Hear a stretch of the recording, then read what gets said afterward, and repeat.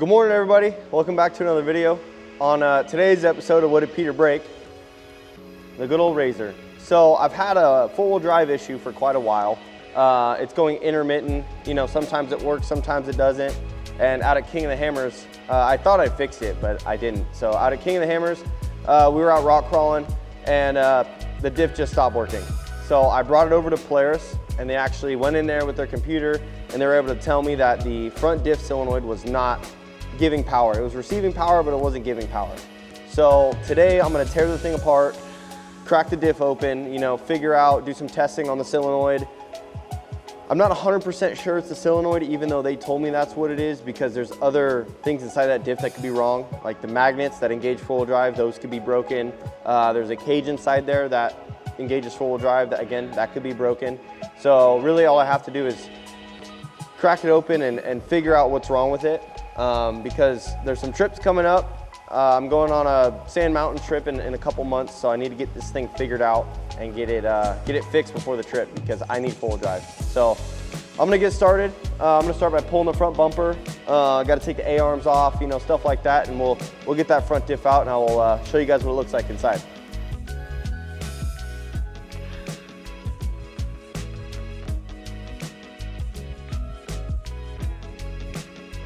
Okay, so I got the front bumper off.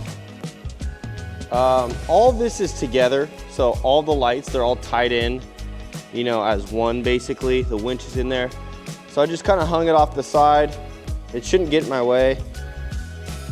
I know I have to pull this upper control arm, but it should be fine. So next step here is I'm gonna start pulling this front bulkhead out. This is an extra support in here. So I'll pull this out so we can get to getting the diff out. The diff is gonna come straight out the front. So I need to pull the upper A-arms because there's two big bolts that run through the diff. So I'll take the front A-arm off this side. I don't think I need to take it off this side. And then we'll get the front diff out and we'll go from there.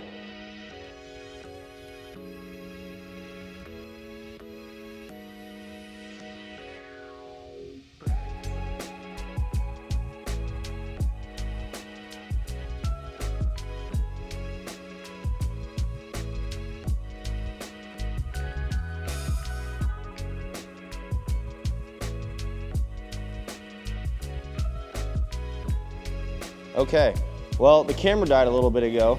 So while you guys were gone, I was able to get the bulkhead off of this thing. I got the front A-arm undone. I got all the bolts out of the diff. I did the pin for the front driveline. This pain in the butt, little pin. So the diff's ready to come out. So let's see how easy it comes out. It should just come straight out. See if we can get around the back, get the driveline disconnected.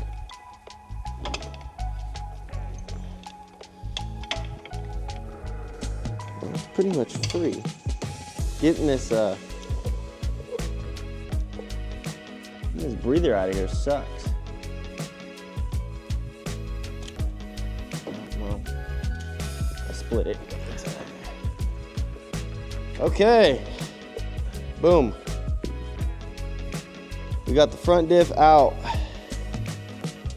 Now it's time to tear it apart. Let's open it up. I'll get the fluid out of it first, and then we'll start figuring out what's wrong with this thing. Like I said, I'm not 100% sure, but it can only be 3 or 4 things. If not, then we're just buying a new diff. But regardless, this had to get done. So I'm gonna start tearing this thing on the table, and we'll get into it and see what happens. All right, well, the diff's out, as you can see. All the wiring looks fine. I drained all the fluid. So let's go ahead and split the case and see what goodness we can find inside. What am I hoping for? I don't know.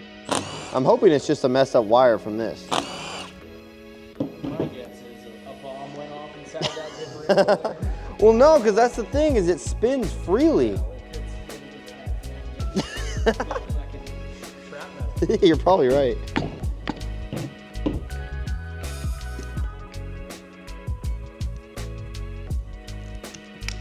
Oh my God. Well, that didn't tell me anything. So I got this thing all torn apart. Now, visibly, you know, this ring comes off, this comes out, this comes out. The cages, everything in there looks fine. I took this all apart. There's no cracks, no hairline, nothing. Everything, you know, everything looks to be fully operational. Like I said, it spins fine. All this stuff is good. So my only guess is it's something in this half, because this is where all my electrical is. You know, some of the magnets are here, or clutches are here. So my only guess is it's in this half. So I'm gonna try to source a half of a differential, or see if I can do some more research, because I really can't figure it out. Because like I said, operational, it works just fine. So we'll see what I can find, or if I can tear this apart a little bit further and see if there's anything inside, like if these wires are bad inside there. I'm not sure. I will figure it out. Well, got some good news and got some bad news. Good news is the diff's not blown up. That's really the only good news. I'm trying to be positive, because essentially I went to the power sports shop because I couldn't figure out what was wrong with this thing. And so there's two parts to the diff. There's the gear side and the electrical magnetic side. Well, all the gear side looked fine, so next thought is the electrical side, and I went to the auto parts shop and they said, or the power sports store, and they were like, yeah, you can buy the half. It's like $800, or you could buy a whole diff for $2,000. And I was like, nice. So there is no actual solenoid that you can buy. It's all part one unit. So essentially I got to order a new diff.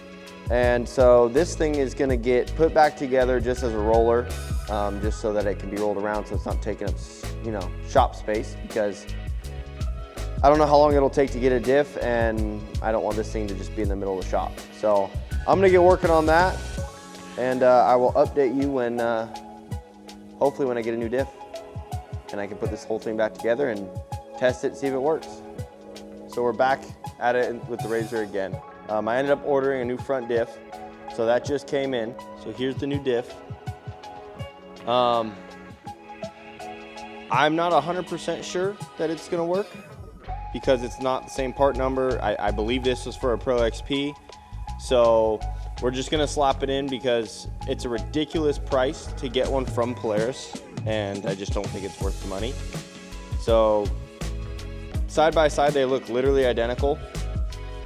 But we're gonna go ahead and get this thing slapped in here.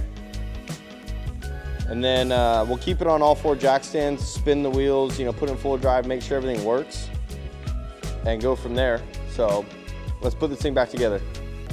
Last night we left off with, I got basically the whole front end somewhat put together. It's like 90%. A lot of the A-arms aren't fully tight, all that stuff. So we got the new diff in. I didn't film it because it was just a repeat, but the original diff that I got, or the new diff that I put in, didn't work. The only part that didn't work were the cups that hold the CV axles. So what I did was I took the new diff and the old diff, and I split them both apart. I pulled the cups out of the old diff and put them in the new diff, and then reinstalled it. So I didn't think there was a point in filming that, because you guys already saw me put in the diff. So that being said, it is now time to test the four-wheel drive. So I got the rear end jacked up, the front's jacked up, kind of sketchy, but let's start this thing up and figure out if these front hubs spin, because I'm ready to have this thing back in full drive.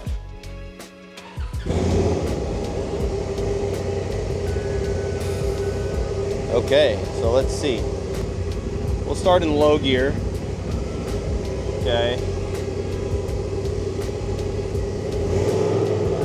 So the rear's spinning. So let's go four-wheel drive. She's working. We got four-wheel drive back. Oh, that's exciting. That's exciting. Let's go high gear. Yep. Let's go reverse. We're back. We've got four-wheel drive. Let's go neutral, back to 2, high gear. She's fixed. Okay, I'm pretty sure you guys can see that. Yeah, so we're fixed. We got four-wheel drive back. Now I'm gonna slap the rest of this thing back together, get everything bolted up, and torque everything to spec, and we will see you after that. Well, that's it for working on the Razor. We got the diff all fixed, everything's all buttoned up. I actually found some other bolts that were loose, so got those all tightened up. Basically, it's ready for its next trip. So I think we might be going to Sand Mountain in May, so I'm hoping that I can find some paddles, some for the front, so that I can actually have fun out in the dunes instead of rocking dirt tires. So hopefully that's the next trip. But thanks for watching. If you guys enjoyed this and want to see more content like this, please like and subscribe. Thank you.